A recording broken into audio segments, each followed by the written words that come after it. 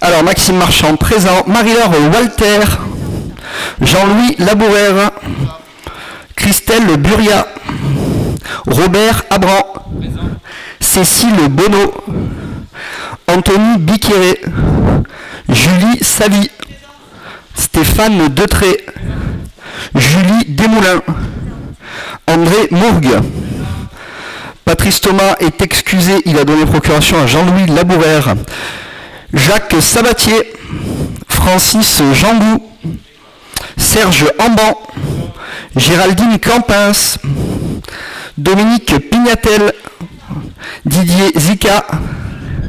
Valérie Villemar. Salut Valérie, je t'ai pas fait le bisou. Elisabeth Maraini est absente. Marion Neff. Pierre Valentin Verne.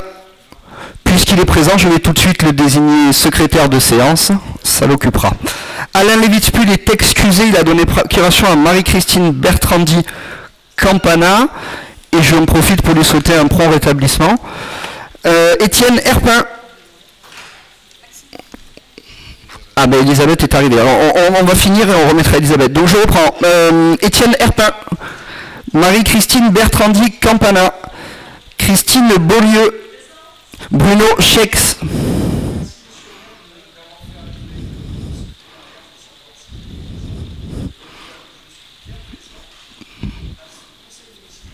Parfait, ça vous en fera deux d'affilée. Valérie Masson-Ragusa. Merci. Et enfin, Marthelène Châtonnet est absente. Donc je reviens sur Elisabeth Maraini, qui avait pris un peu la pluie, mais ça va. Hop. Elisabeth Maraini. Parfait. Allez, on va ouvrir l'ordre du jour. Donc avant toute chose, je souhaitais préciser que le secrétariat des élus, les secrétariats du maire se tiennent à disposition concernant les dates des conseils municipaux et des choses comme ça.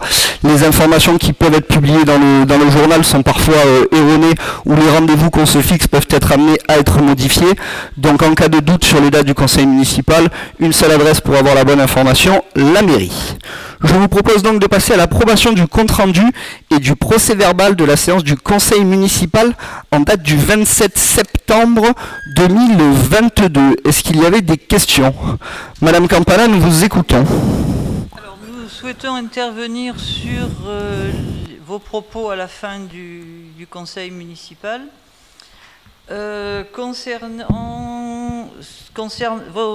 Concernant les éléments sur les résultats financiers laissés lors du dernier mandat, quand M. Schex dit dans sa dernière expression politique du côtier d'août 2022 qu'il a été laissé plus de 400 000 €, il s'agit vraisemblablement du résultat de la section de fonctionnement hors report, soit exactement plus 450 483 €. Résultat le plus important du budget, car le plus difficile à obtenir comparativement à la section d'investissement, qui est beaucoup plus cadrée et sans quasiment d'incertitude. Quand M. Marchand dit à la fin du dernier conseil municipal, lors de sa charge contre M. Schex, qu'il a été laissé une ardoise de 120 000 €, il s'agit vraisemblablement du total des réalisations plus les reports, mais hors reste à réaliser, soit exactement 116 320 €. Ce qui, compte tenu de l'importance des restes à réaliser, ne veut pas dire grand-chose. Ainsi, si on veut strictement avoir une idée sur le résultat tout confondu, fonctionnement plus investissement de l'année 2019, il faut lire la dernière ligne de la synthèse du compte administratif 2019 qui indique un résultat positif de 292 402 €. Ce qu'il est important de noter, c'est que sur les 3 années 2017, 2018 et 2019, la spirale déficitaire de la section de fonctionnement a été inversée, pour rappel 1,8 million d'euros cumulés sur quelques années, et qu'en 2019, effectivement, il a été transmis à la nouvelle équipe un résultat positif de 450 483 €, soit 292 402 € en incluant la section d'investissement. Et ce n'est pas faire injure que de reconnaître ce qui a été validé par les autorités. Un deuxième point, concernant la vente du terrain Jules Moulet. Vous avez affirmé que c'est vous qui avez vendu le terrain et signé le compromis de vente, alors que c'est nous qui l'avons signé. Nous ne pouvons pas entendre que c'est la nouvelle municipalité qui a fait la vente de ce terrain, comme si elle était à l'origine de ce projet. Il ne faut pas transformer l'histoire. C'est l'ancienne équipe municipale qui a voulu la vente de ce terrain avec comme objectif principal de générer de l'argent pour financer le projet absolument indispensable de rénovation des écoles. La conduite du projet fut un très gros travail d'équipe qui s'est compté en jours. Il a conduit, suite à une mise en concurrence, à la signature d'un compromis de vente avec le notaire le 17 décembre 2018, donc signé par nous, non pas pour 3 millions d'euros, mais pour 3,1 millions d'euros. S'en est suivi le dépôt du permis de construire, dont l'instruction a été largement conduite sous notre mandature. D'ailleurs, vous avez un adjoint qui y a participé et qui connaît bien le travail qui a été fait. À la suite de quoi, certains ont agité les riverains qui ont élevé des réclamations et lancé des procédures judiciaires. Et non, nous ne sommes pas partis en laissant le dossier à l'abandon, loin de là. Vous en avez hérité suite au changement de municipalité. Et à votre tour, vous avez œuvré à résoudre les obstacles pour finaliser ce projet, initialisé et traité en grande partie par nous, ce dont nous nous réjouissons. En conclusion, c'est ce projet qui vous permet de poursuivre le projet des écoles que nous avions initialement planifié. Le fait que vous ayez terminé le projet de la vente du terrain n'enlève rien à ceux grâce auxquels il a démarré et qui l'ont conduit en grande partie. Enfin, un commentaire plus général sur votre discours envers un élu de l'opposition. Le conseil municipal est un lieu de discussion que notre groupe Priorité Saucé, au moins, veut courtoise. Mais ce n'est certainement pas un tribunal où il y aurait un accusé qui ne pourrait avoir la parole pour se défendre face à l'accusation, quelle qu'elle soit. En France, le principe du contradictoire est bien ancré. Ainsi, sans porter le moindre jugement, nous regrettons que vous n'ayez pas donné la parole à l'élu que vous avez visé, alors qu'il vous l'a demandé et était légitime pour cela. Il s'agit aussi de respect républicain. Merci pour cette intervention. Est-ce qu'il y avait d'autres questions sur le procès-verbal du conseil municipal? Nous vous écoutons, Monsieur Chex. Oui, bonsoir à tous. 2 points sur le procès-verbal. Je note que vous avez évoqué un sujet qui n'était pas inscrit à l'ordre du jour. Cela fera donc jurisprudence. Nous pouvons parler de sujets qui ne sont pas inscrits. Deuxièmement, je demande un rectificatif sur le procès-verbal et je vais lire mes paroles qui ont été reprises dans la Provence. Donc j'ouvre les guillemets et je demande à ce que ce soit inscrit puisque ce n'est pas présent aujourd'hui dans le procès-verbal que vous nous avez remis. Donc j'ai dit, je vous demande la parole, votre réponse, monsieur le maire, eh bien, je ne vous la donne pas. Je reprends la parole, bravo, c'est une honte. Pourquoi voulez-vous que je vienne au conseil municipal si je ne peux pas parler? C'est scandaleux. Et j'ai terminé par le mot dictature. Donc je demande à ce que ce soit inscrit au procès-verbal. Merci. Merci pour ces différentes demandes. On va donc passer au vote. Qui est contre le procès-verbal du précédent conseil municipal? Vous l'acceptez ou pas? Je suis passé au vote, monsieur Chex. Donc je n'accepte pas votre remarque et votre demande. Je suis donc passé au vote là-dessus. Donc je vais demander qui est contre. Abstention. Pour. Merci. Nous passons donc au compte-rendu des décisions prises par le maire en application de la délégation générale donnée par le conseil municipal. Est-ce qu'il y avait des questions sur ces différentes décisions? Nous vous écoutons, Madame Campana. Oui, j'avais juste une précision sur la décision sur le bail de mise à disposition à titre gratuit d'un logement de fonction du parc des loisirs par nécessité de service absolu pour Julien Ruggiero. Je voudrais juste... Pardon, je recommence alors. Donc c'est une précision concernant le bail de mise à disposition à titre gratuit du logement de fonction du parc des loisirs par nécessité de service absolu à Monsieur Julien Ruggiero. Je voulais juste savoir quelles étaient les fonctions de Monsieur. Donc Monsieur Ruggiero, comme vous l'avez vu, est devenu depuis environ 3 mois notre nouvelle ASVP, et en complément de cela, suite au départ de Madame Pinto, qui a donc quitté ses fonctions de gardienne et donc d'intendante entre guillemets de ce qu'on appelle le foyer, hein, de tout l'espace du parc des loisirs, le bail de location en fait incluant la gestion et le gardiennage a été remis à Monsieur Ruggiero, donc qui est un acteur historique de la commune, un employé historique, qui donc va prendre la suite au niveau de la gestion de cet espace, en complément de ces nouvelles, si vous voulez, de ces nouvelles attributions en tant qu'ASVP, ce qui lui permettront d'être un gardien et en plus d'être assermenté. Donc c'est vraiment aussi intéressant pour nous là-dessus. Madame Pinto n'intervenait pas aussi au niveau de la restauration de la Madame cuisine. Pinto continue d'intervenir au niveau de la restauration. Elle continue, elle sera bientôt à la retraite, mais elle a encore 2 ans à faire avec nous.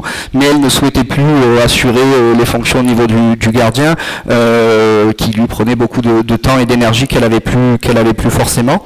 Et donc on est passé à la suite avec Monsieur Ruggiero, qui sera ravi d'occuper ces fonctions. Et si vous le souhaitez, Madame Campana, je tiens à votre disposition les éléments, si vous voulez, sur la nécessité de service absolu et qu'est-ce qui a été contractualisé dans ce bail concernant ce qui doit être effectué par Monsieur Ruggiero. On passe donc à la première délibération de ce conseil municipal et je souhaitais, mes chers amis, impérativement aujourd'hui tirer la sonnette d'alarme. Comme vous le savez, vous l'avez découvert dans les prochaines délibérations, je serai à Paris cette semaine avec mes collègues maires de toute la France, et que ce soit les maires des Bouches-du-Rhône qui pour l'instant sont les seuls avec qui j'ai pu échanger à ce propos. On a rencontré lundi avec les élus présents, des élus du Var et des Alpes-Maritimes lors du congrès organisé par M. Muselier, qui a été très riche de rencontres là-dessus, et tous les maires, toutes les municipalités, toutes les communes sont très inquiètes concernant notre situation financière et l'alerte suite à l'explosion de l'inflation qui a priori, d'après les derniers éléments, ne se ressentira pas dans la mise à jour des bases effectuées par l'État, et qui fait qu'aujourd'hui nous avons une vraie inquiétude puisque nous subissons des augmentations, donc comme vous le savez, sur les cantines, sur le fioul, sur le gaz, sur l'essence, une augmentation absolument insensée sur l'électricité, puisque notre facture d'électricité va tripler en 3 ans, alors que nous avons baissé nos consommations de quasiment 25%, et tout un tas d'inquiétudes qui ne sont pas seulement liées à la ville de Saucé-les-Pins. Et donc, sur proposition de l'Association des maires de France, et afin de donner plus de poids à notre initiative qui commencera dès demain lors du salon des maires et surtout du congrès des maires, hein, puisque au-delà du salon, vous pouvez acheter des bancs et des poteaux, c'est surtout le congrès et la réunion de l'Association des maires de France où nous allons tous donc nous réunir, et afin de donner un maximum de poids à cette si vous voulez, à cette réunion, je souhaitais impérativement que notre commune adopte la motion de l'Association des maires de France. Je vous ai laissé en prendre connaissance en détail. Je vais me contenter de lire les parties en gras qui nous paraissent quand même vraiment assez hallucinantes. Donc le conseil municipal de la commune de Saucé-les-Pins, réuni le 21 novembre 2022, exprime sa profonde préoccupation concernant les conséquences de la crise économique et financière sur les comptes de sa commune, sur la capacité à investir et sur le maintien d'une offre de services de proximité adaptée aux besoins de la population. Nos communes et intercommunalités doivent faire face à une situation sans précédent. Ces mesures de restriction financière de nos communes ne se justifient pas. Les collectivités ne sont pas en déficit et les soldes qu'elles dégagent contribuent au contraire à limiter le déficit public. Face à l'impact de la crise économique, il est essentiel de garantir la stabilité en euros constants des ressources locales. Pour maintenir l'offre de service à la population, soutien indispensable au pouvoir d'achat des ménages. Face à la faiblesse de la croissance annoncée en 2023, l'urgence est également de soutenir l'investissement public local qui représente 70% des investissements publics et constitue une nécessité pour accompagner la transition écologique des transports, des logements et plus largement de notre économie. Dans ce contexte de crise mondiale, le Parlement doit prendre la mesure de cette réalité et permettre aux communes et intercommunalités de disposer de moyens d'assurer leur mission et d'amortisseurs de crise. Nous transmettrons donc la présente délibération sera transmise au préfet et aux parlementaires du département, ainsi qu'à l'association des maires de France, et que je précise que sur les 119 communes des Bouches-du-Rhône, nous serons plus d'une centaine de communes à signer cette motion. C'est bien vous dire si cette préoccupation n'est pas uniquement la nôtre et celle de la Côte Bleue, mais aujourd'hui la préoccupation de toutes les communes. Je pense que ceux qui s'intéressent un petit peu à la politique et qui ont l'occasion de suivre des émissions, etc., on a beaucoup traité de ce sujet ces derniers temps. Aujourd'hui, l'inquiétude, c'est bien, mais on a besoin d'action et il faut que nous, les maires, nous rentrions en action. C'est pour ça que j'ai beaucoup milité au niveau de l'Union des maires locales et je remercie Monsieur Cristiani pour son implication là-dessus et pour nous avoir permis de partager cette motion.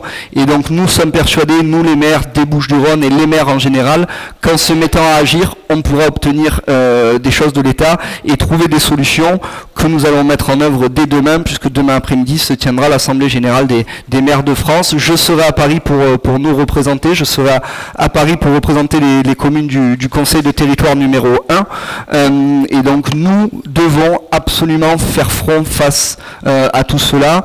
Et donc j'invite aussi les groupes d'opposition à se joindre à nous dans cette motion qui me paraît transpartisane et qui me paraît surtout révéler des problèmes complètement nationaux, voire internationaux, hein, puisqu'on s'aperçoit chaque jour de nouvelles surprises. Aujourd'hui, c'est un devis de maçonnerie qui avait doublé en l'espace de 40 jours, probablement parce que le ciment est fabriqué en Ukraine, je ne sais pas. En tout cas, aujourd'hui, les problématiques que nous rencontrons, elles sont rencontrées par le département, par la métropole, par la région et par toutes les communes alentours. Donc c'est très important de tirer la sonnette d'alarme, mais c'est encore plus important de se battre et de montrer qu'on est en capacité et qu'on souhaite trouver des solutions. Est-ce qu'il y avait des questions concernant cette motion? Nous allons donc passer au vote. Qui est contre? Abstention? Unanimité, je vous remercie, messieurs, dames. Nous passons à la délibération numéro 2, qui est donc le mandat spécial pour le Congrès des maires. Donc l'article L21-23-18 du CGCT dispose que les fonctions du maire, d'adjoint, de conseillers municipaux, conseillers délégués, de président et de membres de la délégation spéciale donnent droit au remboursement des frais que nécessite l'exécution des mandats spéciaux. À titre exceptionnel, alors l'an dernier ça avait eu lieu, mais l'année d'avant ça n'avait pas eu lieu. Il est important de se rendre donc à ce conseil des maires. Donc contrairement à ce que pouvait laisser entendre la note, je n'utiliserai pas de machine à remonter dans le temps. Il fallait donc bien lire 2022 et pas 2019 dans la note de synthèse explicative pour ceux qui ne l'auraient pas vu. Et donc je demande l'ouverture de ces frais. On parle à peu près de l'ordre de 500 € entre le train et l'hôtel sur place. Je me chargerai de me nourrir à mes frais. Et donc en échange de ce mandat spécial que je vous demande aujourd'hui, je vous présenterai donc lors du prochain conseil municipal qui devrait se tenir le 13 décembre, appelez le secrétariat pour vérifier, mais je vous donne cette information-là. Je vous ferai une petite présentation succincte de ce que j'ai pu voir et constater au Salon des maires et des actions que j'ai pu mettre en place, tant sur les rencontres avec les parlementaires que sur mon action au sein de l'Association des maires de France. Voilà. Est-ce qu'il y avait des questions sur ce mandat spécial? D'accord, on va passer au vote. Qui est contre? Abstention? Unanimité, je vous remercie. Nous passons donc à la délibération rectificative pour erreur matérielle sur la modification du règlement des cimetières. On avait donc passé lors du précédent conseil municipal, vous vous en rappelez certainement, une délibération sur la création du règlement intérieur des cimetières.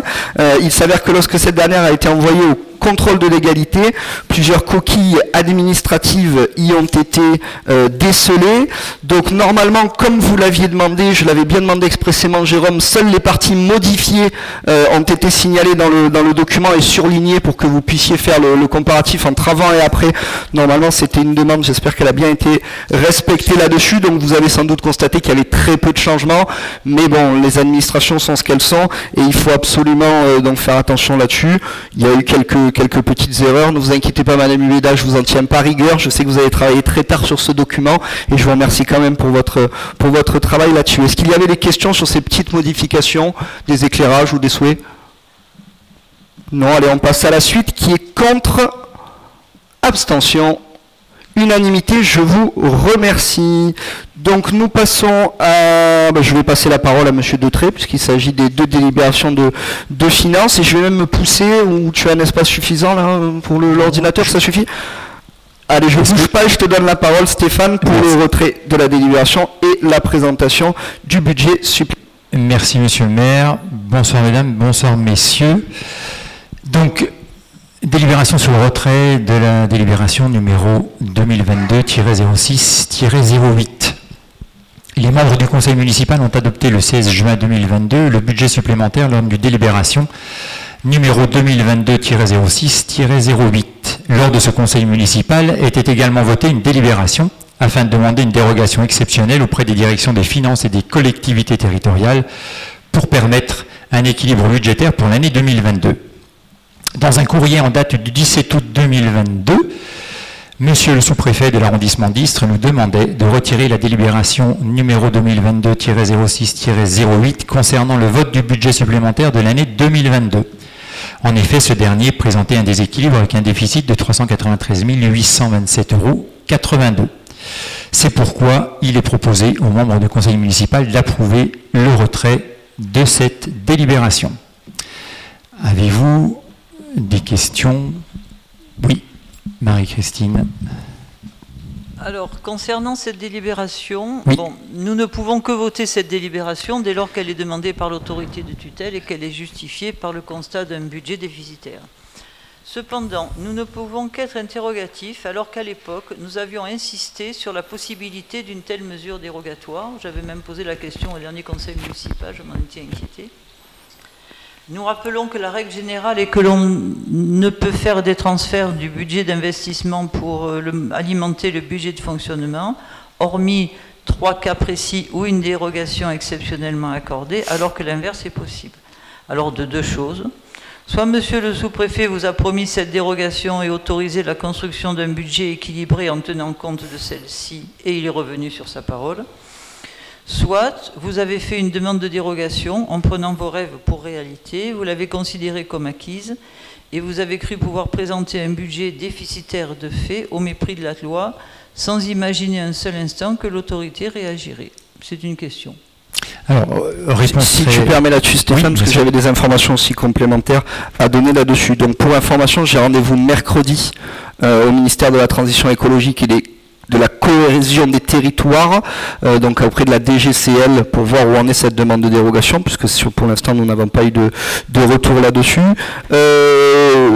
Concernant votre question, je voudrais compléter un petit peu ce que vous avez dit. C'était pas aussi binaire que ce que vous avez bien voulu le formuler dans cette question. Nous n'avons pas eu d'engagement ferme du préfet nous disant oui, vous pouvez présenter un déficit, je m'engage à ce que vous ayez cette dérogation et oui, vous pouvez avancer dans cette voie-là. Par contre, il nous a bien dit qu'effectivement c'était la seule solution concernant ce budget-là et qui nous a encouragé dans cette voie. Il a d'ailleurs joint un courrier à notre demande de dérogation pour indiquer que selon lui ça ne posait pas de problème et qu'il y était favorable. Donc en fait le préfet ne s'est pas engagé à la place de la direction générale des collectivités locales, ce qu'il ne peut pas faire, et à l'inverse, non, nous n'avons pas fantasmé de budget comme vous l'avez dit Marie-Christine. Nous nous sommes contentés d'aller voir le au préfet, à l'époque avec Madame de Gaspard. D'ailleurs, je vais demander à Monsieur Pascal Cuillet s'il veut bien de se lever, notre nouveau directeur financier, qui assiste au conseil municipal ce soir. Pour ceux qui ne l'auraient pas encore rencontré, on lui souhaite la bienvenue, on le remercie déjà pour tout le travail qui est fait. J'ai pensé à Audrey, du coup par extension j'ai pensé à Pascal qui prend la suite. Donc non, nous avons construit ça en collaboration, le préfet étant toujours très clair sur le fait qu'il n'était pas le décisionnaire final, que c'est une décision qui est prise à Paris, donc nous ne pouvions avoir d'engagement définitif de sa part. Par contre, nous avions et son aval et sa validation au niveau local. Après, ce n'est pas lui qui prend la décision finale.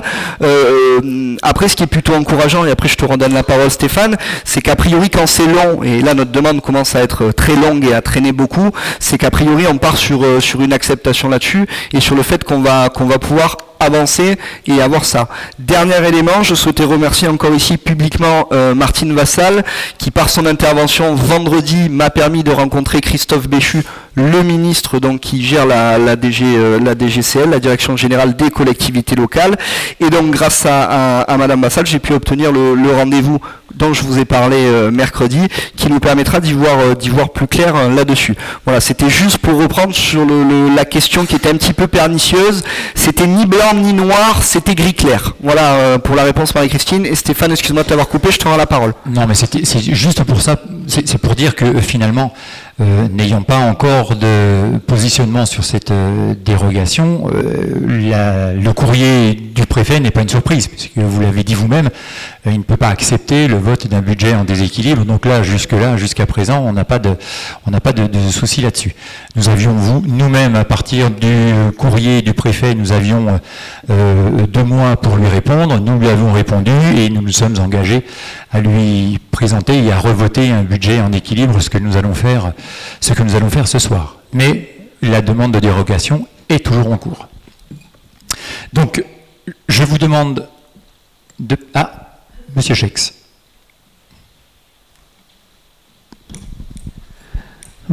Bien, donc sur le fait que vous ayez demandé au conseil municipal de voter un budget en déséquilibre, malgré les remarques qu'avait faites l'opposition, les Sociétois décideront et jugeront, mais je vous demande vraiment, n'hésitez pas à écouter ce que dit l'opposition, elle n'a pas que des mauvaises idées. Et pour que les choses soient bien claires, donc ouvrez les guillemets, pour l'instant, on n'a pas encore de réponse officielle, on attend un courrier de la part de Bercy. Je ne vous cache pas que pour l'instant, c'est essentiellement des petits coups de fil de couloir pour essayer d'avoir un maximum de résonance là-dessus.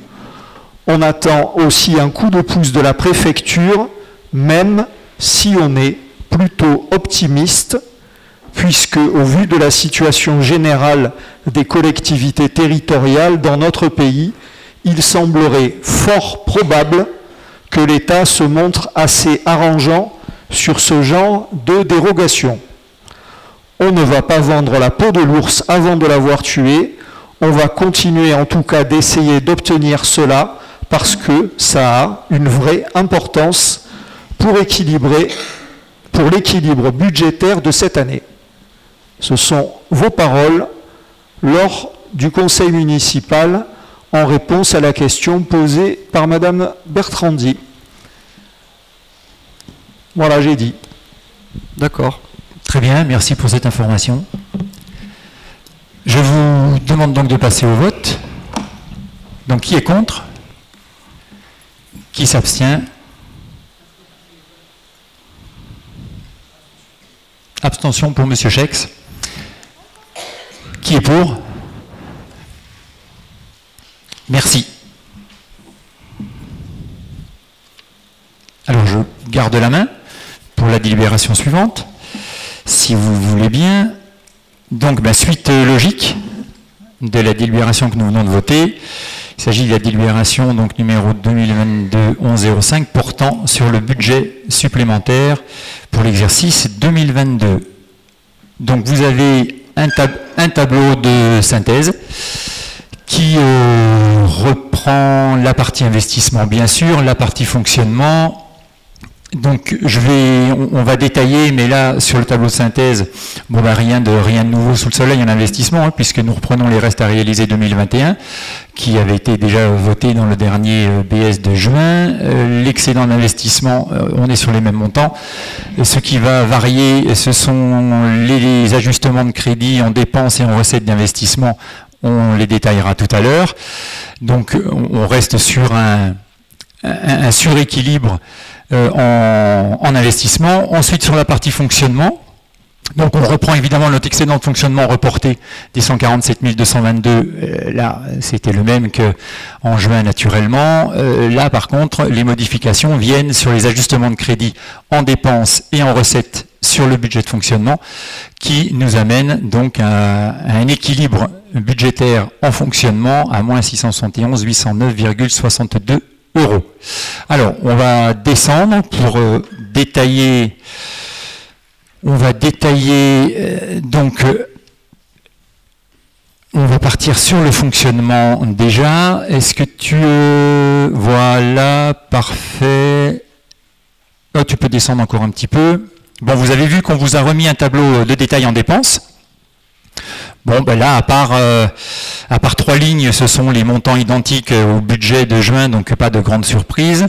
On a modifié donc le 0,12. Vous avez noté qu'on avait 134 000 initialement. Là, on n'a plus que 70 000 sur le 0,12, puisque les mois ont passé, nous ont permis d'être au plus juste aujourd'hui. Et vous avez les deux dernières lignes en chapitre 67 et 68 qui ont été modifiées, puisqu'on avait 34 700 au départ sur le chapitre 67. Et là, nous avons plus que 32 700. Et sur les provisions, pareil, nous avons modifié le montant puisque nous pouvons aujourd'hui être beaucoup plus précis quant au chapitre 68. Donc ça, c'était pour la partie dépenses. Hein. On vous a redétaillé, on vous a remis les explications et le détail de chapitre par chapitre pour que vous ayez bien en tête sans forcément vous reporter nécessairement à ce qui avait été voté en juin pour les lignes qui n'avaient pas changé. Et donc nous avons apporté les modifications pour les lignes évidemment qui avaient été modifiées, les chapitres qui avaient été modifiés. En recettes, là on a modifié plus de lignes que sur le BS de juin. Donc vous voyez que sur le chapitre 013, on a rajouté de mémoire, on a dû rajouter 10 000 € puisque c'était 34 000 sur le BS du mois de juin. Donc on est à moins 44 443. Les opérations d'ordre de transfert entre sections, moins 60 000 sur 0,42 et vous verrez que sur 0,40 on va retrouver nos 65 000 en investissement. Donc ça concerne les travaux de proxy. Nous retrouvons les 35 860 € sur le chapitre 70, qu'on a détaillé également, hein, chapitre par chapitre. Donc là, normalement, toutes les choses sont claires, d'autant plus que, encore une fois, c'est des choses qu'on avait quasiment vues au mois de juin. Chapitre 73, on a 324 591 et c'est là qu'on a une vraie différence et c'est sans doute ce qui nous permet aujourd'hui d'équilibrer notre budget de fonctionnement.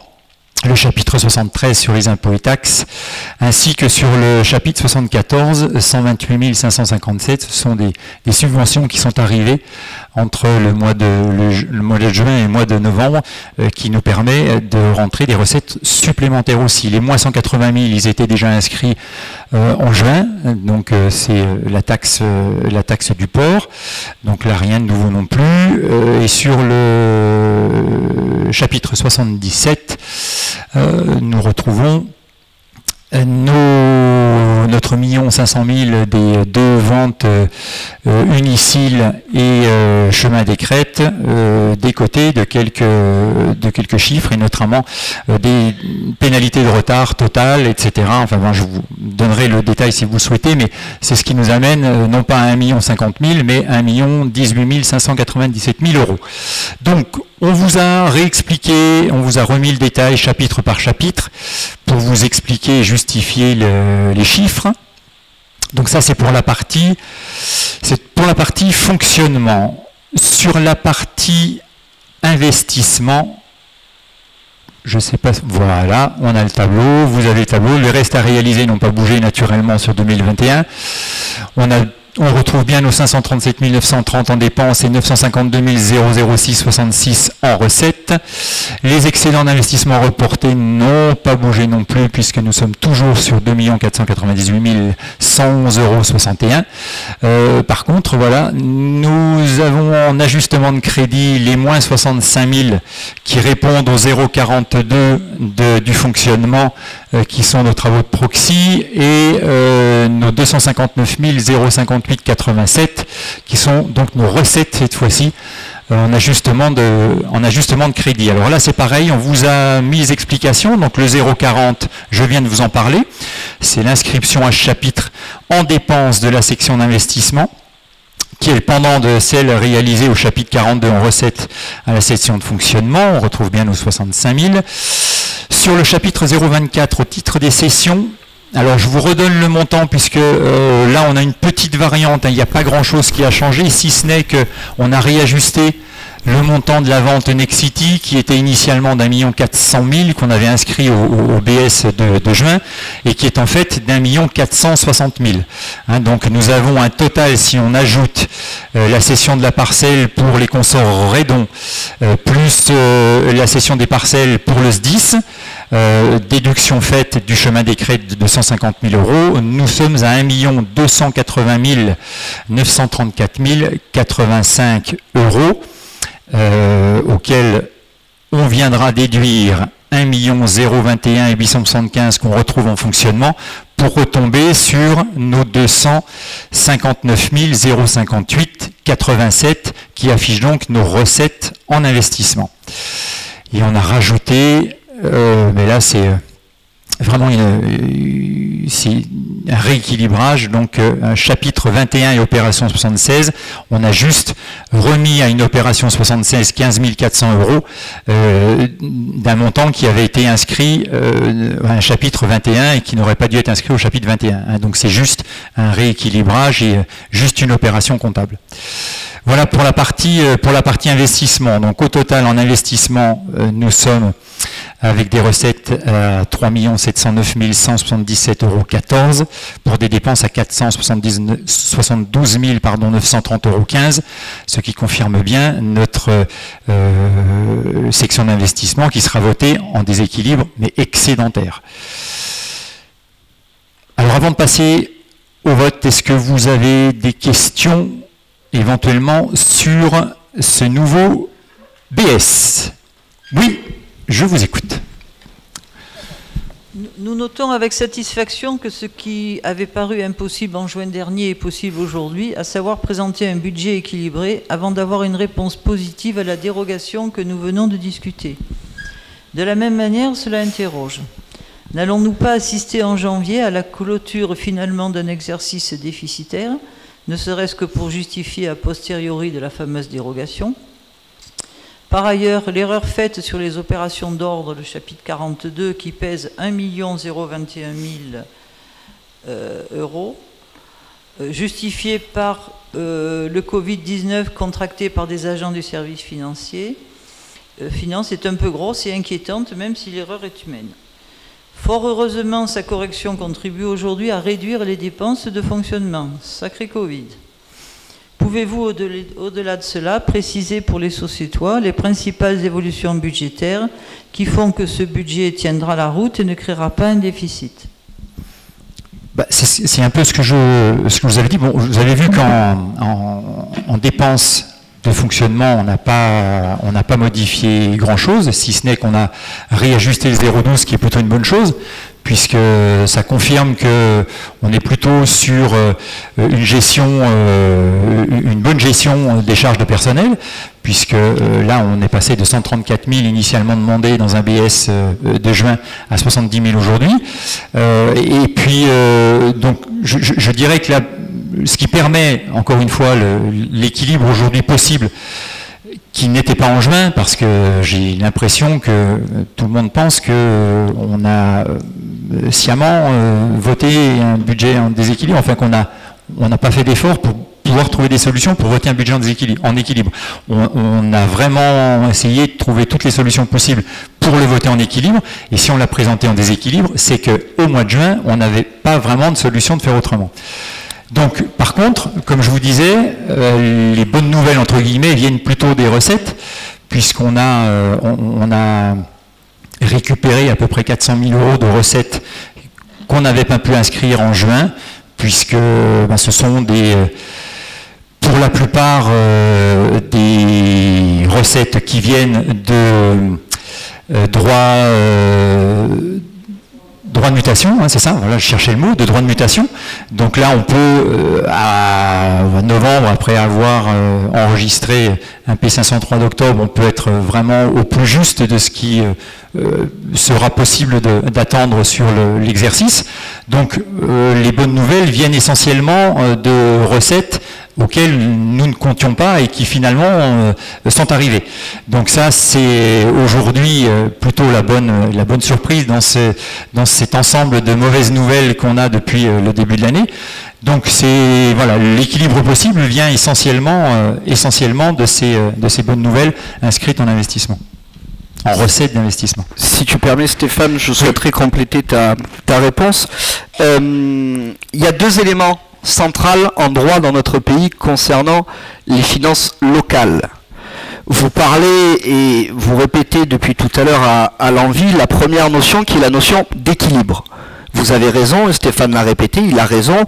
Contrairement à l'État français qui va nous présenter encore cette année un budget où, entre les dépenses et les recettes, il y aura 120 milliards d'écart, c'est-à-dire qu'on dépense 120 milliards de plus que ce qu'on rentre, la commune de Saucé doit équilibrer ses dépenses et ses recettes au même titre que le département et toutes les collectivités locales de notre pays. Mais au-delà de cet aspect d'équilibre, il y a un deuxième aspect qui est fondamental dans la jurisprudence de notre pays, c'est la sincérité. C'est-à-dire que les comptes doivent être équilibrés et sincères. Il nous semblait, au mois de juin, quand nous avons présenté ce BS et ce BS déséquilibré, il nous semblait sincère de dire et de tirer la sonnette d'alarme, de faire cette demande de dérogation et de faire tout ça. Aujourd'hui, on a fait des très gros efforts. Et je pense qu'il faut saluer aussi tous les adjoints qui sont autour de moi. On a fait des gros efforts sur les festivités, je t'en remercie Anthony. On a fait de gros efforts sur les travaux, on est allé chercher, on a comparé, on a fait faire des tonnes de devis, je te remercie pour ça Robert. On a fait des efforts aussi sur la partie sociale, même si c'est une partie, on a quand même voulu continuer d'accompagner les plus fragiles. On a fait des efforts aussi sur l'environnement, sur notre cadre de vie, et ça, je t'en remercie Christelle. On a fait des efforts sur l'éducation, c'est vrai Cécile, au niveau du centre aéré, etc. Donc, il y a ce double aspect. C'est-à-dire, le premier aspect, c'est de dire, oui, en juin, quand nous avons présenté ce budget-là, nous étions sincères, et nous pensions vraiment avoir du mal à finir l'année. Aujourd'hui, on a fait très attention à ce qu'on a dépensé, ce qui nous permet aujourd'hui de présenter tout cela. Mais il y a ce vrai aspect de sincérité, surtout de ne pas tomber dans ce qui a pu se faire par le passé, dans la cavale des factures en fait, où on paye l'année suivante une facture de l'année précédente pour présenter quelque chose en équilibre et pour dire regardez comme c'est beau et comme c'est propre sur le compte administratif. Donc je pense qu'il est aussi important de préciser ça. Cette notion de sincérité nous a toujours paru centrale et en fait elle venait s'opposer. C'est aussi la raison sur la délai précédente du courrier du préfet. C'est-à-dire que nous voulions absolument être sincères et lui il voulait absolument qu'on soit à l'équilibre. Peut-être que si on avait présenté un budget à l'équilibre, monsieur le préfet nous aurait écrit pour nous demander de retirer la délibération car le budget n'était pas sincère. Là, on a présenté un budget sincère, il nous a demandé de le représenter pour qu'il soit à l'équilibre. Voilà, c'est vraiment ça que je voulais remettre en perspective pour tout le monde. Il y a des notions de droit derrière les finances publiques dans notre pays, mais il y a quand même cette double notion, d'une part l'équilibre et d'autre part la sincérité. Stéphane, je te rends la parole. Non, j'ai pas grand-chose à rajouter. Je crois qu'il est important d'insister sur la notion de sincérité et de transparence. On aurait pu, par différentes opérations, présenter un budget à l'équilibre, mais qui n'aurait pas été sincère. Le préfet aurait été très content. Maintenant, je suis pas sûr que les Saucétois l'auraient été. Il était important qu'on leur fasse part de la situation telle qu'elle est réellement. On va passer au vote, si vous voulez bien, s'il n'y a pas d'autres questions. Donc sur ce BS 2022, qui est contre? Qui s'abstient? Qui est pour? Merci à vous. Merci à toi Stéphane, et j'ai oublié de le dire lors de la première intervention. Merci aussi pour ces petits tableaux comparatifs qui permettent de voir l'année dernière ce qu'on avait voté la première fois, la modification, etc. et qui sont très parlants même pour les gens qui ne s'intéressent pas forcément de près aux finances publiques et qui permettent à tout un chacun de voir où on en est et d'être éclairé. Et j'invite aussi les Sociétois qui nous regardent à ne pas hésiter à télécharger aussi ces délibérations qui sont pleines d'informations fort utiles. Je passe à la délibération suivante qui est la désignation des conseillers portuaires. Donc comme tous les ans et depuis donc la fin des conseils de territoire, vous savez que les conseils de territoire, donc c'était l'ancienne, ce qu'on a appelé longtemps la communauté urbaine, la CUM, ont disparu au 1er juillet au profit d'une métropole beaucoup plus globale et globalisée autour de 92 communes. À la suite de ça, donc des nouveaux services sont rentrés en œuvre et notamment au niveau des services portuaires. Et donc les mandats des membres arrivant à leur terme en 2022, il convient de procéder au renouvellement de la désignation des conseillers portuaire. Donc il est proposé à l'Assemblée de désigner Monsieur le maire, donc moi-même en tant que titulaire et Madame Buria en tant que suppléante. Et je tenais par ailleurs donc à remercier Madame Buria pour tout le travail qu'elle fait autour du littoral et avec le port, et d'avoir une pensée aussi pour Monsieur Juncker, Monsieur Dejunement et Monsieur Manini qui ont été élus donc responsables et représentants des plaisanciers lors de la dernière Assemblée générale, et qui donc siégeront avec nous dans ce conseil portuaire qui, on l'espère, et c'est quand même un vœu qu'on ne souhaite pas pieux, va retrouver un vrai espace de démocratie, un vrai espace de décision, puisque ça faisait plus d'une année que, depuis le Covid, il s'était un peu endormi, la belle endormie, le conseil portuaire, et donc il y a beaucoup de décisions qui sont en suspens, beaucoup de choses qui n'ont pas encore été cadrées, et donc c'est important pour nous aujourd'hui de pouvoir avancer sur ces sujets, et c'est important de le faire avec Madame Buria qui connaît très bien ces sujets. Est-ce qu'il y avait des questions là-dessus? On va passer au vote. Qui est contre? Abstention. Pour. Je vous remercie. Nous avons donc fini la désignation des conseillers portuaires. Je vais passer donc la parole à Madame Savy concernant donc les délibérations qui vont de la 7 jusqu'à la 18 et qui vont donc qui portent donc sur la cession. Donc c'est un chemin qui est situé au nord du Brulot, que nous allons céder donc aux riverains afin qu'ils puissent donc récupérer cette bande de terre qui appartenait donc à la copropriété, qui ensuite a été rétrocédée à la mairie, qu'on rétrocède aujourd'hui, avec donc derrière, et vous pourrez le voir sur la cartographie, le chemin des FCI, donc le chemin de secours forestier, qui pourra de nouveau être utilisé et être entretenu sur l'emplacement où il est situé réellement et pas sur un emplacement fantasmé par le cadastre. Et donc on espère pouvoir non seulement résoudre un certain nombre de problématiques sur cette section AO, mais surtout améliorer aussi notre prospective de lutte contre l'incendie à cet endroit-là, en permettant aux riverains, bon, vous avez vu la taille des parcelles, hein, on ne vend pas des hectares de forêt là-dessus, mais en permettant donc aux riverains d'aménager ces espaces qui sont déjà dans les faits un petit peu colonisés, il faut bien le dire. Je vous passe la parole, Madame Savy, je vous remercie pour tout le travail, toutes ces délibérations, énorme travail de Madame Perrochon là-dessus. Alors pour la délibération numéro 7 en premier, qui précède toutes les autres, la commune de Saucé-les-Pins s'est lancée dans une démarche de stratégie patrimoniale, principalement en détectant et en identifiant les parcelles pouvant être cédées à titre onéreux aux administrés.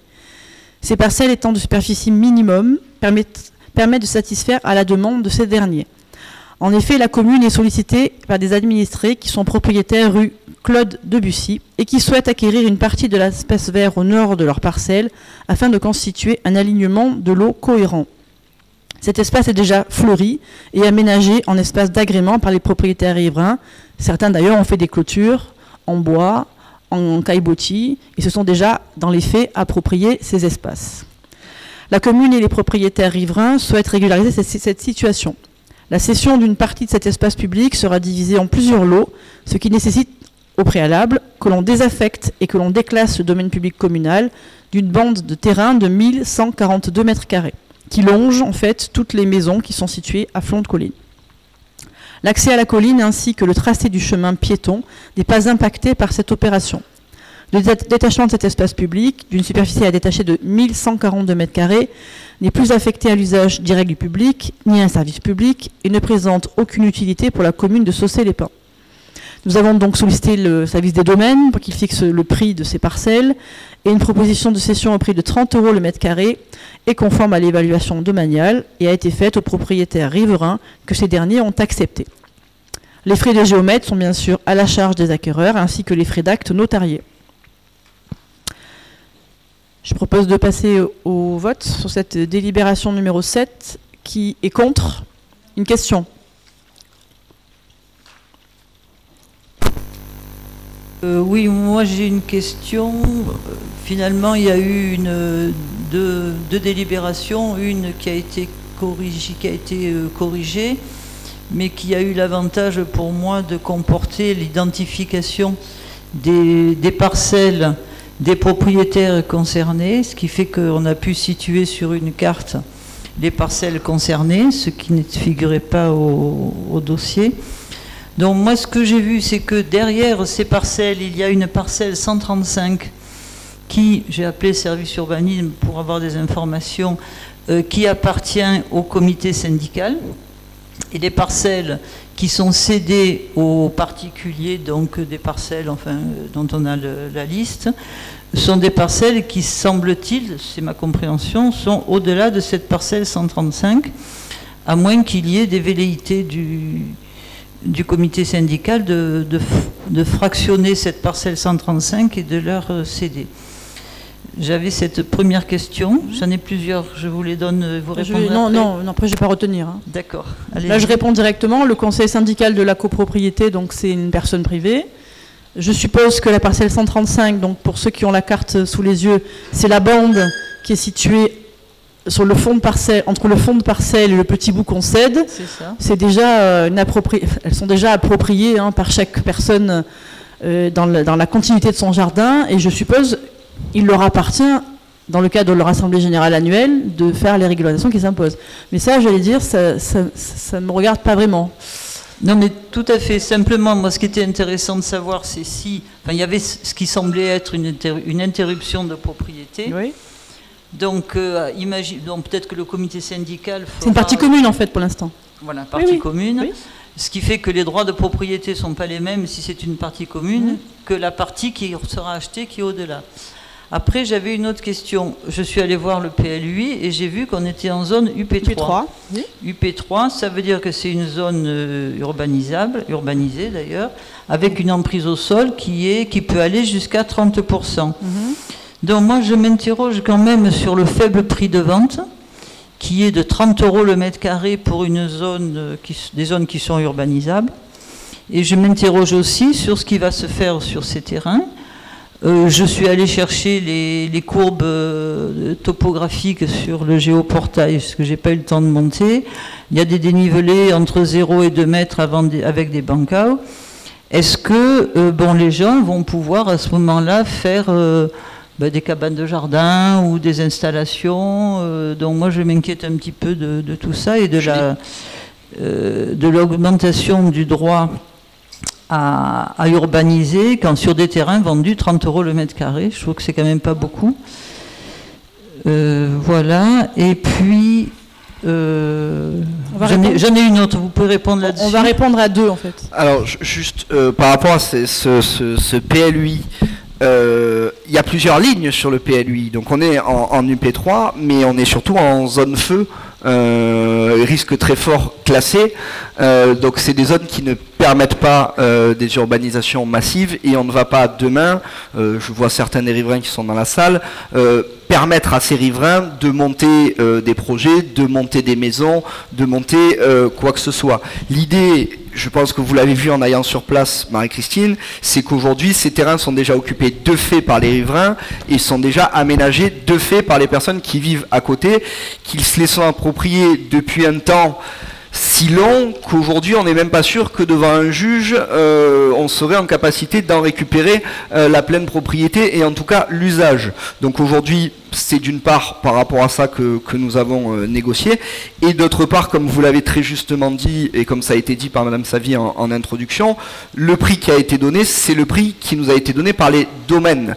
Donc nous, et autour de cette négociation, c'est ce que nous avons convenu entre guillemets avec les riverains, c'est-à-dire qu'on allait, si vous voulez, vendre au prix de l'évaluation pour permettre la régularisation de situations qui sont très antérieures, plutôt que d'aller au conflit entre guillemets avec ces riverains et d'essayer de partir dans une solution juridique d'opposition. On a cherché plutôt une solution juridique de concertation qui nous permet aujourd'hui, nous, municipalités, de remettre en œuvre le chemin des FCI, le point de passage, et d'assurer une vraie protection incendie de tous ces riverains, hein, au demeurant, et de tout le quartier derrière, et surtout de réguler une situation qui, dans les faits, était une occupation réelle du sol depuis un certain nombre d'années, sur lequel il aurait fallu faire, vous le savez, hein, des constats d'huissier, etc., etc. Enfin, on partait dans une procédure interminable, alors qu'on avait en face de nous des riverains qui étaient quand même plus dans une optique de consensus et dans l'optique d'essayer de réguler la situation et de la rendre légale. Il nous a paru beaucoup plus intéressant de saisir la balle au bon pour rendre légales ces occupations, et pour avoir quelque chose qui, dans la loi et dans la règle, est clair et valide, plutôt que de rester dans une situation de flou où chacun pouvait se renvoyer la balle et la responsabilité sans qu'à l'arrivée, ni la situation des riverains ni la situation de la mairie ne puisse évoluer. Donc c'est ça qu'on a essayé de cadrer. Je rappelle quand même que les précédentes majorités, que ce soit celle de M. Chex ici présent ou celle encore avant, avaient fait exactement la même chose, que ce soit avenue des Peupliers, rue Verdi, rue Chopin, et sur des occupations aussi qui avaient été constatées au Grand Valat, au niveau de la rue Roland-Garros, de l'avenue René-Lacoste, tout ça, pour réguler ces obligations et aussi pour aider à la sécurité. Donc certes, on est sur de l'UP3, mais dans les faits, on n'est pas sur de l'UP3 qui va permettre une quelconque construction. Je crois que la plus grosse parcelle, de toute manière, fait 230 mètres carrés, donc on est en dessous du minimum qui nous est demandé là-dessus. Donc c'était important pour nous, si vous voulez, de faire d'une situation qui était un vide juridique et une situation problématique, aujourd'hui une situation qui est régulée, avec des riverains qui ont des titres de propriété et un cadre légal qui a été calculé par un géomètre et qui est clair, plutôt que d'avoir le flou artistique qu'on a eu pendant des années là-dessus. Donc nous assumons et nous sommes très clairs sur le fait que oui, nous vendons ces parcelles à 30 € le mètre carré, mais nous rappelons que c'est à ce prix-là qu'elles ont été évaluées par France Domaine, hein, qui est quand même chargé de cette évaluation, et qu'il n'y a donc pas de petits arrangements dans le but d'urbaniser cette zone, surtout pas. Non, il y a une conciliation dans le but de lever un flou juridique et que les riverains qui vivent donc à l'allée de Bussy puissent avoir le titre de propriété correspondant à ce qu'ils occupent réellement depuis plusieurs dizaines d'années, puisque vous le savez aussi, et je pense que c'est une dernière parenthèse importante à faire, le conseil syndical de Claude Debussy a été dissous, et c'est ça aussi qui pose des problèmes sur ces demandes de passage et sur ce que nous on fait concernant le chemin forestier du département et pour le passage de nos collègues du SDIS et de la caserne de Saucé. J'espère que j'ai été bien clair sur mes explications. Je crois qu'il y avait une troisième question. Tout à fait, non, je voudrais dire que nous sommes parfaitement en phase aussi et nous assumons parfaitement d'avoir vendu des parcelles qui étaient dans des continuités sur lesquelles il n'y avait pas d'enjeu. Je dis simplement que là, il faudra juste être vigilant sur les aménagements qui pourront se faire après, parce qu'on sait très bien ce qui se passe après. Si vous permettez, avant que vous posiez la dernière question, évidemment, si des demandes sont formulées à l'urbanisme, on les instruira, en fonction des règles applicables, en zone UP3, doublée de la zone feu. Voilà. Oui, j'aurais une petite question concernant les bâtis qui sont donc existants peut-être déjà sur ces parcelles. Et est-ce au niveau de l'aspect et de la sécurité, l'aspect pour pas avoir des cabanons pourris, style enfin vous voyez ce que je veux dire, et la sécurité concernant la zone feu, si on a du bois, si on a de l'inflammable plastique ou autre, je veux dire, qu'en est-il hein, Pour l'instant, ces personnes n'étant pas chez eux, c'était un peu compliqué de leur demander quoi que ce soit. Donc cette régulation aussi, et je vois la Madame Plar qui me fait un grand sourire derrière parce qu'elle sait ce que ça implique et ce qu'on a vu aussi là-dessus, c'est pour ça aussi qu'on vend les parcelles, pour à un moment donné pouvoir dire à tout le monde, non, maintenant c'est chez vous, vous respectez l'endroit, vous êtes responsable des obligations légales de débroussaillement, vous êtes responsable des stocks de bois que vous pouvez y mettre, vous êtes responsable du fait que vous devez respecter toutes les prérogatives présentes à l'article du PLUI concernant la zone feu. Et donc, ce qui hier n'était pas possible, puisque hier, ces gens n'étaient pas chez eux, donc pas verbalisable, pas de possibilité d'établir des procès-verbaux d'urbanisme, demain, ça sera possible, puisqu'ils seront propriétaires des parcelles sur lesquelles ils généreront ces troubles. Donc c'est aussi, vous voyez, je vous parlais tout à l'heure de se concilier pour retrouver un cadre légal, c'est tout ça qu'on cherche à refaire au travers de ces délibérations, parce qu'il y en a plein. Et puis vous savez qu'on est très attentif à tout ce qui est esthétique, puisqu'on a entrepris toute une campagne pour que les personnes qui font des murs de clôture les crépissent. Et là, on fera pareil, exactement pareil, de manière à ce que les promeneurs aient face à eux des jolies clôtures harmonieuses. Ça ressemble pas voilà. à des squats, quoi. Voilà. C'est ça. Le troisième sujet, il est en anticipation sur le détail des ventes. C'est qu'en fait, j'ai compté qu'il y avait 16 parcelles qui avaient été mises en vente et qui étaient dans la liste de la première délibération. Et vous n'avez mis à la délibération que les ventes de 13 parcelles pour 870 mètres carrés au lieu des 1142 mètres carrés qui sont annoncés dans la note. Oui. C'est des décalages dans le temps ? Il y a des décalages dans le temps. Il y a les parcelles A et B. Donc 110 mètres carrés pour la parcelle A, 84 mètres carrés pour la parcelle B. Les propriétaires n'ont pas répondu. Donc on les relancera régulièrement. Pour l'instant, on n'a pas de réponse. C'est la parcelle L de 78 mètres carrés.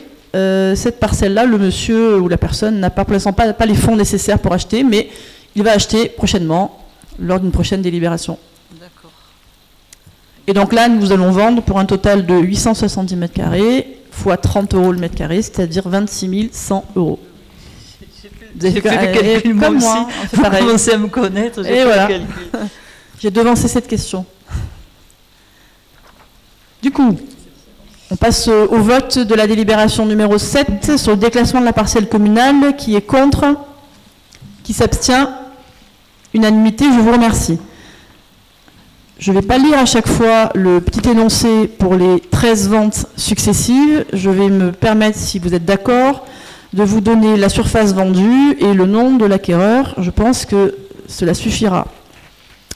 Pour la parcelle qui est numérotée J sur le plan, pour ceux qui l'ont, c'est une parcelle de 55 mètres carrés qui est proposée à la vente à monsieur et madame Amazias Pascal, propriétaire des parcelles cadastrées, section AO 126, 140 et 141. Pour tous les actes qui vont suivre, les documents d'arpentage géomètre ainsi que les frais de notaire sont à la charge des acquéreurs. Je propose de passer au vote de la délibération numéro 8. Qui est contre? Qui s'abstient? Unanimité, je vous remercie. La délibération numéro 9 propose la vente à madame et monsieur Baudichon de 36 mètres carrés, c'est la parcelle numérotée H. Je propose de passer au vote directement. Qui est contre? Qui s'abstient? Unanimité, je vous remercie. La délibération numéro 10 propose à la vente à monsieur Duclos Alain une parcelle de 27 mètres carrés. Je propose de passer au vote. Qui est contre? Qui s'abstient? Unanimité, je vous remercie. Délibération numéro 11 propose de vendre à monsieur René Grange un terrain d'une surface de 81 mètres carrés. Je propose de passer au vote. Qui est contre? Qui s'abstient? Unanimité, je vous remercie. Délibération numéro 12 propose de céder à madame et monsieur Leroy-Claude une bande de 48 mètres carrés. Qui est contre? Qui s'abstient? Unanimité, je vous remercie. Délibération numéro 13 propose de vendre à madame Mascarte Annabelle et monsieur Laurent Nourry une parcelle de 223 mètres carrés. Je propose de passer au vote. Qui est contre? Qui s'abstient? Unanimité, je vous remercie. Une antenne pour Celnex. La délibération numéro 14, c'est la cession au profit de monsieur Mathias Noletti d'une parcelle de 44 mètres carrés. Je propose de passer au vote. Qui est contre? Qui s'abstient? Unanimité, je vous remercie. Délibération numéro 15 La commune décide de céder à Madame Plard Anne-Sophie et Monsieur Alexandre Chambon une parcelle de 132 mètres carrés. Je propose de passer au vote. Qui est contre? Qui s'abstient? Unanimité, je vous remercie. Délibération numéro 16. Il s'agit de la cession à Monsieur Paul Ribière d'une parcelle de 64 mètres carrés. Je propose de passer au vote. Qui est contre? Qui s'abstient? Unanimité, je vous remercie. Délibération numéro 17. Je propose de céder à Madame Rouge et Monsieur Rouge une parcelle de 93 mètres carrés. Je propose de passer au vote. Qui est contre? Qui s'abstient? Unanimité, je vous remercie. Et la dernière, pour l'instant, je propose de céder à Madame et Monsieur Suner André une parcelle de 67 mètres carrés. Je propose de passer au vote. Qui est contre? Qui s'abstient? Unanimité, je vous remercie. Et je rends la parole. C'est nous qui te remercions, Julie, pour cette efficience absolument incroyable. Et merci donc aux notaires, aux géomètres, aux services urbains et à tous ceux qui ont travaillé sur ce dossier délicat et qui attendaient depuis un certain nombre d'années de pouvoir se concrétiser. Donc merci pour ce travail, merci à tous. Excusez-moi, monsieur. Oui, pardon. Un petit truc que j'avais oublié, c'est qu'il est écrit dans l'ordre du jour « Vente de parcelles communales cadastrées section A0 0120 ». Or, ce sont... En fait, ce sont des... C'est pour ça qu'on vous avait renvoyé le bon ordre du jour. Mais ça n'a pas été corrigé dans l'ordre du jour. Ça n'a pas été corrigé? Ça a été corrigé dans la délibération. D'accord, ça n'a pas été corrigé dans l'ordre du jour. Donc c'est pas quand même à confusion et je pense qu'il faut le rectifier. Donc monsieur le DGS va le rectifier ou c'est déjà fait? C'est pas bien ça, hein? Donc je passe, excusez-moi, donc à l'autorisation donnée à monsieur le maire de signer une convention avec la société Cellnex France SAS. Depuis le temps qu'on en parle, mes chers amis, on va finir par y arriver. On a un petit peu de retard sur l'objectif. Tout ne s'est pas passé aussi rapidement que ce que je le souhaitais au départ, mais c'est certainement la fougue de la jeunesse. Mais nous validons aujourd'hui en conseil municipal l'implantation sur le port et donc sur des parcelles appartenant à la mairie, les deux antennes, donc une première antenne qui sera gérée par la société Cellnext, donc Bouygues, hein, pour être tout à fait transparent, et sur laquelle donc il devrait pouvoir se joindre la société, enfin l'opérateur Orange. Et ensuite nous aurons la délibération numéro 20 qui est signée avec la Société Française de Radio-Téléphone, plus connue aujourd'hui sous le nom de SFR, et qui nous permettra d'avoir les deux autres opérateurs, à savoir SFR et Free. Donc mes chers amis, après 2 ans de combat, après 2 ans de travail, je vois Robert, je vois Julie, je vois Stéphane, je vois tous ceux qui ont bossé là-dessus, on passe enfin les 2 délibérations et on va avoir donc nos antennes sur le port afin de enfin avoir du réseau à Saucé-les-Pins, sur la Corniche, au Grand Valas, sur les immeubles donc des marines du port, etc. C'est une vraie victoire, merci, et surtout, au-delà de l'aspect administratif, il y a un vrai aspect financier puisqu'à L2, ces antennes vont rapporter 27 000 € annuels à la commune et c'est une somme qu'on n'aurait pas apprécié devoir laisser à un privé ou à un tiers et c'est une somme qu'aujourd'hui on est fier de pouvoir encaisser. C'est un travail qui n'a pas été facile. J'ai une pensée pour monsieur Bascou et madame Amami qui par leur travail ont été très présents et nous ont bien aidés. Ça n'a pas toujours été facile, mais aujourd'hui on y arrive et donc on va enfin avoir du réseau dans le centre de Saucé-les-Pins. C'est une vraie victoire et j'en fais une vraie fierté. Je voudrais féliciter l'équipe pour cette victoire parce qu'on a tous bossé là-dessus. Je pense aussi à Julie Desmoulins qui nous a bien aidés. Merci à tous. Et avant de passer au vote, Julie, tu voulais dire un mot? Oui, je voulais dire un mot et remercier Sophie Perrochon pour son travail pour la modification du PLUI, sans laquelle évidemment ces antennes-là ne pourraient pas voir le jour à cet endroit-là. Et je nous félicite tous d'avoir pris la décision, dès notre arrivée à la commune, de retirer les autorisations qui avaient été données sur le toit du Paradou, de manière à ce que ces 27 000 € annuels viennent dans notre poche et pas dans les poches d'un privé. Et, dernier point aussi, le fait que ce soit sur le critère du carénage, c'est un élément qui me semble important, puisqu'on s'éloigne des habitations, et donc on répond à une réelle crainte des gens de devoir implanter devant chez eux une antenne, et j'avais pas spécialement envie que sur des personnes qui viennent dormir tranquillement dans un hôtel, il y ait des antennes relais qui, au-delà de la défiguration totale de la vue sur le château, à mon avis, ça aurait quand même créé des difficultés. Donc j'en suis ravie que ce soir on vote ces conventions. Merci. Merci. Est-ce qu'il y avait des questions? Allez-y. Oui, j'aurais voulu connaître les caractéristiques des installations et surtout des pylônes et la localisation exacte. Puis pour le dossier Cellnex, donc je ne savais pas qui c'était, donc j'ai bien compris, c'est Bouygues et Orange. Donc il n'y a aucune dans le bail, ou je ne sais plus la pièce, là c'est ça le bail, il n'y a aucune information concernant ces caractéristiques, alors qu'il y en a quelques-unes dans le document qui lie avec SFR. Et donc, on aura 2 antennes de 20 mètres à peu près, j'imagine. C'est écrit dans la note explicative de synthèse, je ne sais pas si vous l'avez lu, vous avez le numéro de parcelle, les éléments d'adresse. Non, mais la parcelle est grande, attendez. Oui, non, je reprends je sais ce la que je trouve. parcelle, mais je veux savoir l'endroit exact de la parcelle. Et les pylônes, ils font 20 mètres et 18 mètres, je crois. Est-ce qu'ils seront côte à côte? Quel est l'avis de l'ABF? Je serais curieux de savoir ce qu'a dit l'ABF. Madame Campana, si vous permettez, on attendra d'abord d'avoir les DP qui seront déposés. Il y aura l'avis à la population, tout un délai qui va être mis en place. Vous le connaissez bien, hein, vous avez été adjoint à l'URBA avant moi. Donc pour l'instant, on n'a pas les DP. On signe d'abord la convention. Sachez que dès qu'on signe la convention, on commence à encaisser les loyers sans que l'antenne puisse émettre. Voilà. Et donc on attend les dossiers de DP qui seront déposés une fois que ces conventions-là seront votées. C'est dans cet ordre-là que ça fonctionne avec les opérateurs. Tout à fait, mais j'imagine que les opérateurs ont déposé des projets dans lesquels ils ont... On a vu des insertions visuelles, les pylônes seront... Ils ont donné une insertion. Oui, ils seront très esthétiques, puisque ça ressemble à des mâts de bateau, hein, concrètement.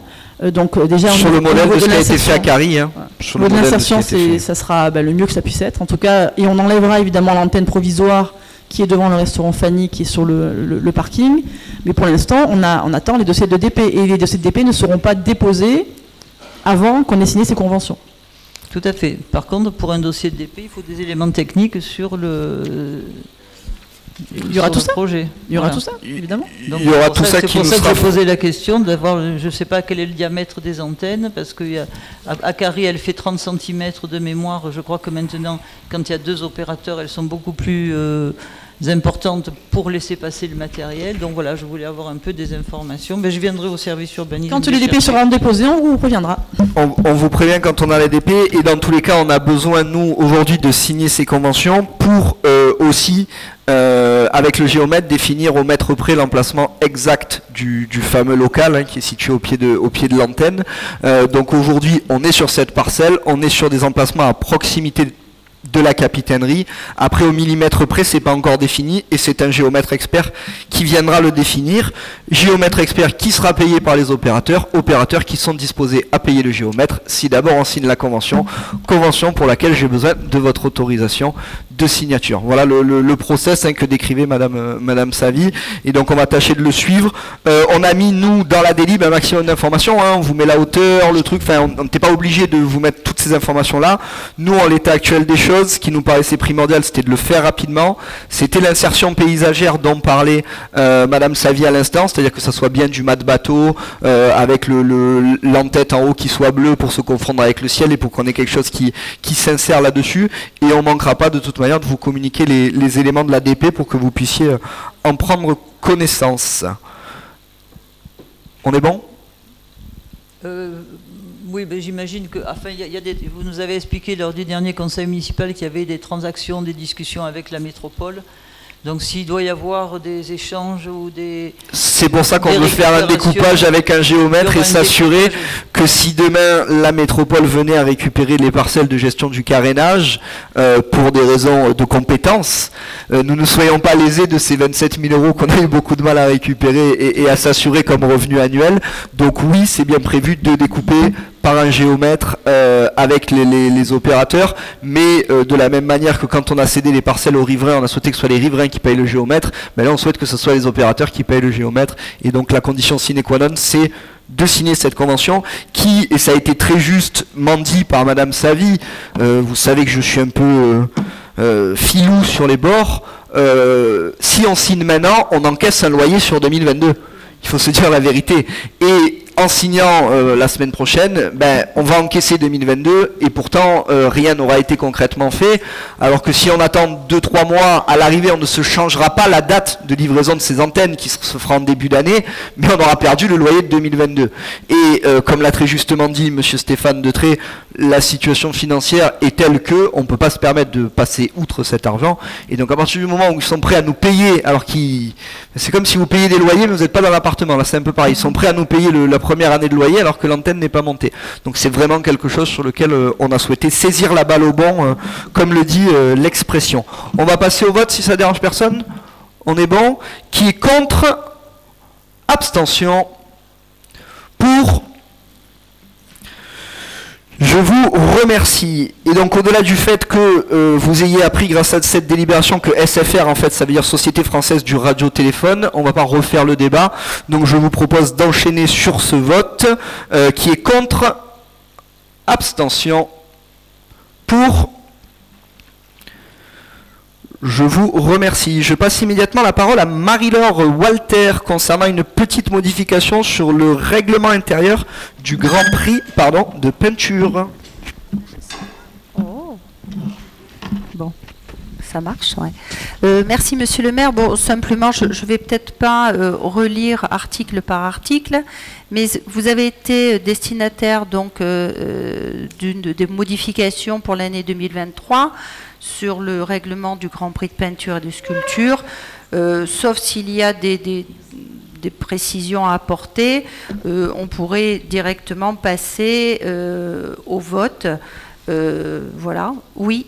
Moi, juste une petite question, Oui. c'est plus savoir si vous savez qui sera l'invité d'honneur, parce que pendant 2 années, Oui. on a eu Philippe Calabro, savoir si ça allait changer. Oui. Ou... Alors, ce sera Monsieur Calabro pour cette année encore, parce que en fait, il n'y a pas de personnes qui viennent vers nous. Disons qu'avec M. Calabro, on a réussi à avoir un fonctionnement sur l'accueil des élèves. Le contact est établi. L'aspect pédagogique est abordé comme il se doit. Donc voilà, pour l'instant, non. C'est toujours M. Calabro qui sera notre invité d'honneur. Après, nous réfléchissons d'ores et déjà pour l'année 2024, puisque vous savez, ce sera l'année des 100 ans de Saussé. Voilà, on a une petite idée, mais comme rien n'est encore décidé, je ne vous dirai rien ce soir. Voilà. Et le street art a disparu faute de candidats? Alors, le street art, en effet, c'est en fait le format qui ne convient pas. Voilà. Donc, on travaille sur autre chose, un autre projet pour pouvoir attirer les graffeurs, parce que c'est vrai que ce format, même 1 mètre sur 1 mètre, ça ne suffit pas. Voilà. Merci. Donc, on pourrait passer au vote. Qui s'abstient? Qui est contre, pardon? Votez pour à l'unanimité? Merci. Ne te décoiffe pas, Marie-Laure, surtout ne te décoiffe pas. Si vous pouvez, voilà, le micro. Merci pour ces éléments. Et même si tu n'as pas dit, on a un peu deviné à qui tu pensais pour 2024. On espère et on croise les doigts pour que ça se fasse. Je passe donc pour la dernière délibération de ce conseil municipal la parole à Madame Buria. Donc ça est une délibération qui a été ajoutée à la dernière minute. C'est pas trop dans nos habitudes et c'est pas ce qu'on souhaitait faire. Mais bon, elle est vraiment pas clivante. Hein, c'est une demande de subvention. On a toujours tâché de travailler en vous donnant un maximum d'informations en amont. Là, exceptionnellement, c'est une délibération qui est rajoutée à la dernière minute. Mais il s'agit juste de demander 2500 € au département des Bouches-du-Rhône. Donc normalement, c'est pas hyper clivant. Si cependant, sur cette délibération, vous avez des questions complémentaires, on se tient aussi à votre disposition pour vous donner des documents. Mais bon, comme je l'ai déjà dit, je le répète, c'est pas quelque chose normalement qui devrait déclencher les foudres. Je vous passe la parole, Madame Buria, et je vous remercie aussi pour ce gros travail qui a été fait sur le balisage écologique au niveau de notre commune. Merci Monsieur le maire. Donc je vais vous lire la note explicative de synthèse. Le balisage de la bande des 300 mètres en mer est à la charge des communes littorales, dans le cadre de la compétence de police de la baignade des mers. Ce balisage estival est destiné à sécuriser les loisirs nautiques par la délimitation au moyen moyen de bouée des différentes zones d'activité. Le parc marin de la Côte Bleue, qui rassemble la région, le département et les communes de la Côte Bleue, a identifié dès 2003 que ce balisage classique constitue l'atteinte la plus importante aux habitats sous-marins du fait de l'abrasion par les chênes des herbiers de Posidonie, dont 5 à 10 mètres carrés peuvent être endommagés chaque année pour chaque bouée. Ainsi, le plan de gestion 2020-2030 du parc marin de la Côte Bleue propose de contribuer à faire évoluer les techniques de balisage saisonnier pour diminuer la dégradation des herbiers marins. Un certain nombre d'actions ont pu être réalisées en liaison avec les communes en ce qui concerne les bouées des 300 mètres. Il restait cependant à progresser en ce qui concerne les ancrages sur les fonds et en ce qui concerne le balisage des zones interdites aux engins à moteur et des zones de baignade inclus dans la bande des 300 mètres. Le document d'objectif Natura 2000 du site Natura 2000 Côte Bleue Marine, qui a été confirmé par le diagnostic du plan de gestion 2020-2030 du parc marin, propose également dans l'action B01 de compléter, de finaliser et d'implanter lors de la création de nouvelles zones en balisage écologique l'ensemble de la bande des 300 mètres de la Côte Bleue. L'opération a pour objet la fourniture et l'installation de systèmes de balisage écologique saisonnier relatifs au plan de balisage du littoral de la commune de Saucé-les-Pins. Il s'agit donc du balisage d'une nouvelle zone interdite aux engins à moteur dans l'anse du Grand Rouveau. Cette opération vise, sous réserve de l'obtention des aides nécessaires, à la mise en place d'un balisage réglementaire écologique qui doit être donc réalisé avec des ancrages écologiques pour éviter toute dégradation de l'herbier de Posidonie présent dans l'anse du Grand Rouveau. Donc il est proposé aux membres du conseil municipal d'approuver la sollicitation de l'aide du département afin d'obtenir des subventions pour la réalisation de cette opération et d'approuver le plan de financement suivant pour cette opération. Est-ce que vous avez des questions ? Je vous écoute. Bon, on en avait parlé donc en commission. Oui, exactement. On en avait parlé. On voulait savoir le balisage concernant les engins à moteur. Est-ce qu'il va être saisonnier ou alors, ça permanent ? sera un balisage saisonnier, effectivement. Donc, pendant la pause du balisage des bouées des 300 mètres également, qui sera situé à la sortie de l'anse du Grand Rouveau, qui fera 136 mètres de long sur 77... il y aura une zone de 77 mètres de large de baignade. Et donc, on va rester sur des ancrages écologiques dans la continuité de ce qui a déjà été réalisé. Oui. On ne peut pas l'avoir de façon permanente, cette restriction pour les engins à moteur ? Je pense qu'il faut surtout protéger les baigneurs l'été, là où il y en a beaucoup. Oui. Voilà, après, on ne peut pas interdire tout le temps l'accès aux bateaux à moteur dans les anses. Oui, mais bon, les ancrages et les... Par contre, les ancrages sont formellement interdits. Voilà, il y a des ancrages définitifs. Parce que ce n'est pas bien clair dans le document, là, oui, la note explicative. Effectivement. Donc, c'est...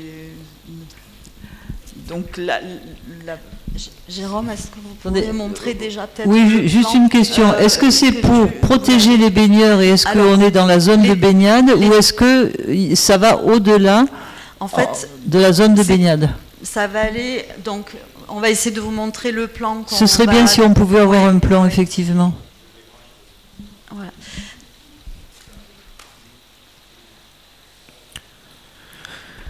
Donc, le but, c'est protéger les baigneurs et ensuite protéger également l'herbier de Posidonie.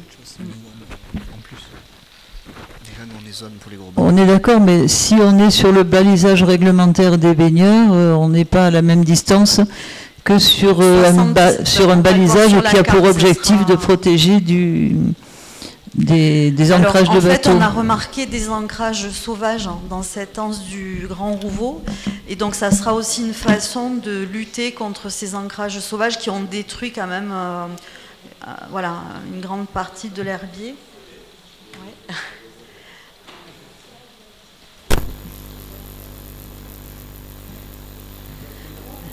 Et donc cette zone sera interdite aux bateaux à moteur, mais on pourra faire du paddle, engin de plage autorisé. Donc ça sera une ZIEM et pas une ZRUB. Voilà. Donc c'est Félix Ziem, c'est ça? Voilà. Alors en fait, c'est un petit peu... ouais, enfin bon, c'est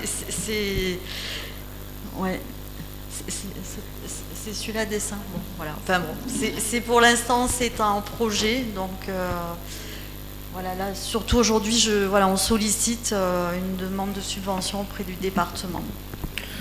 Puis on rappelle, comme vous le savez très bien, que le balisage donc à Saucé ainsi que sur l'ensemble du littoral de la Côte Bleue est assuré par le parc marin de la Côte Bleue, hein, qui en a fait son affaire, et donc aussi par nos soins.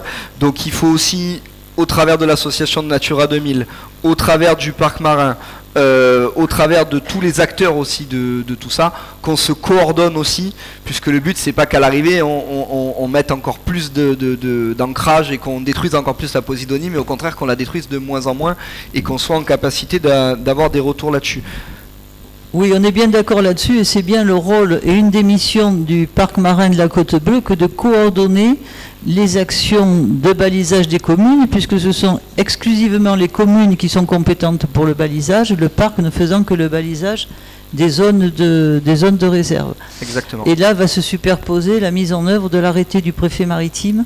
Exactement. Qui interdit l'ancrage de tous les bateaux dans toutes les zones recouvertes par des posidonies, mais dont la mise en œuvre est extrêmement compliquée, et j'ai eu l'occasion d'y travailler dessus, c'est irréalisable d'ailleurs. Mais bon, il y avait un projet d'ailleurs, on avait un projet qui avait été validé par le parc, enfin par les instances du parc, pour interdire les ancrages de bateaux dans des zones qui avaient été identifiées comme à risque, sensibles, et sur lequel l'enjeu d'ancrage des bateaux, petits bateaux, n'était pas énorme non plus. Donc ça, je pense que c'est toujours dans les tuyaux. Oui, tout à fait, oui. Alors c'est toujours dans les tuyaux, il y a le travail aussi qui est fourni par le comité scientifique qui est du parc marin aussi, qui est important et qui devrait reprendre incessamment sous peu, on espère. Je sais que vous en êtes membre, Marie-Christine. Après, par rapport à tout ça, on est quand même sur des problématiques où on dézoome en fait clairement au niveau de la commune, on est avec le préfet maritime, on est avec d'autres instances, et où en fait on travaille tous en coordination, et comme vous le savez, dès qu'il y a plusieurs acteurs, ça devient tout de suite beaucoup plus compliqué, et les dernières réformes, vous le savez aussi sans doute, n'avaient pas pu passer à cause de remarques faites par un yachting club monégasque. Donc autant vous dire que le milieu de la plaisance et le milieu de la mer est aussi soumis à tout un tas de lobbies, que ce soit pour les petits bateaux, les moyens bateaux, etc. Et donc c'est aussi pas facile d'avancer pour ces motifs-là. Et je pense qu'il y a une vraie source de fierté sur ce travail-là, puisque que ce soit au niveau des IM et du balisage écologique, on a beaucoup avancé, et encore bravo à Madame Buria pour tout ce travail-là. Après, malheureusement, c'est sûr que les ambitions sont peut-être un peu trop grandes par rapport à ce qu'on est capable de faire au niveau national, mais ça, malheureusement, c'est pas uniquement lié au balisage. Avant de te faire passer au vote, et juste une petite instance, ça m'a été soufflé, ça paraît important, on y est presque, Géraldine. C'était juste pour vous signaler que les deux petits chênes que vous voyez ici, suite donc au début des travaux donc sur cette zone du Belvédère, et au fait qu'en fait on s'est rendu compte que la falaise qui apparaît ici, en fait elle est creusée quasiment sur 4 mètres, hein, donc en fait la falaise que vous voyez quand vous êtes en haut, vous faites 4 mètres, et en dessous vous êtes dans le vide en fait, donc c'est les travaux qui ont été faits, et suite à ces travaux et à l'initiative très concluante de Monsieur Abran et aussi de Madame Buria, on a pu déplacer les arbres, c'est-à-dire que on a récupéré les arbres qui allaient tomber suite au fait qu'on remettait la falaise d'aplomb, et on a pu les replanter au parcours naturel avec pour l'instant des résultats plutôt intéressants, puisqu'ils sont toujours très beaux, ils n'ont pas perdu de feuilles, etc. Donc c'est une vraie victoire aussi là-dessus, et je voudrais te féliciter Christelle, remercier Robert, Monsieur Reynaud, Monsieur Variba et bien entendu Madame Knezevic qui ont permis de rendre ça possible. Donc on a aussi là-dessus, oui, on est conscient à quel point notre littoral est précieux, et tout ce qui se fait autour de ça est précieux. Donc c'est aussi l'objectif de la ZIEM, c'est de pouvoir protéger cette anse qui a vocation à être et à rester un espace naturel de bord de mer. Je te rends la parole, Christelle, et je te remercie une dernière fois pour ton travail. Est-ce qu'il y a d'autres questions, remarques avant de passer au vote? Non. Donc, qui est contre? Qui s'abstient? Merci pour l'unanimité. Mesdames, Messieurs, donc je vous redonne la date du prochain conseil municipal, c'est bien le 13 décembre, hein, je ne dis pas de bêtises, sauf changement de dernière minute. Je vous remercie de votre présence, je vous souhaite une bonne semaine, au plaisir.